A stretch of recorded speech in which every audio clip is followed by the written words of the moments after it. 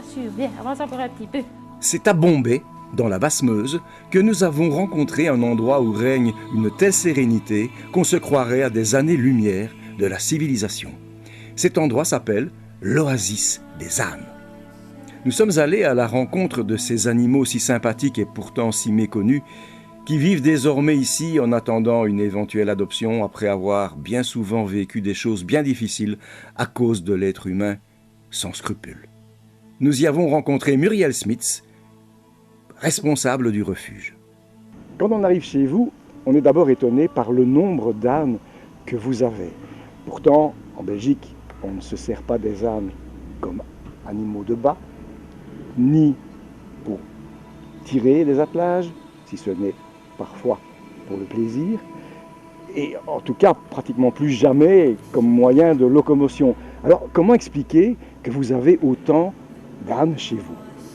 Les ânes qui arrivent chez nous sont en général abandonnés par des propriétaires en direct, parfois saisis également par le bien-être animal. On a également régulièrement des plaintes par manque de soins aussi d'ânes. Ce qui se passe, c'est que beaucoup de personnes acquièrent un jour des ânes simplement parce qu'ils ont une prairie et qu'ils veulent entretenir la prairie, mais ils ne sont pas particulièrement intéressés par l'animal en lui-même et surtout ils ignorent tout des soins et du travail que ça demande. D'où après quelques années, ils ne s'en sortent plus et ils veulent les céder au refuge. En compagnie de Muriel, nous avons pu visiter les installations du refuge et assister au repas des pensionnaires.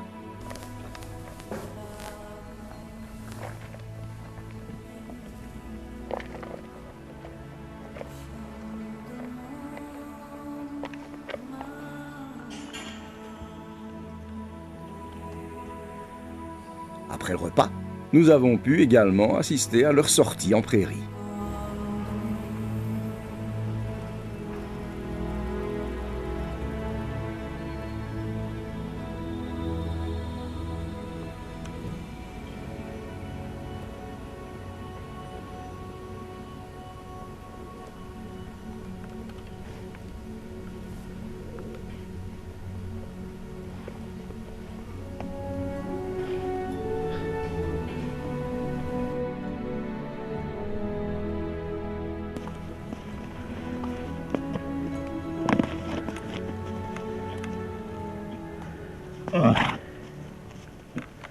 À l'intérieur comme à l'extérieur, les ânes aiment vivre dans des lieux propres. Alors pour nettoyer les prairies, il n'y a pas 36 solutions.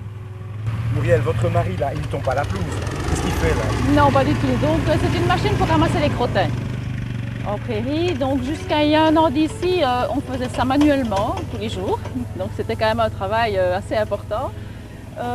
Et puis donc on a pu acquérir cette machine qui soulage quand même grandement. Donc on n'a plus que les endroits inaccessibles comme les talus et les couloirs à faire à la main.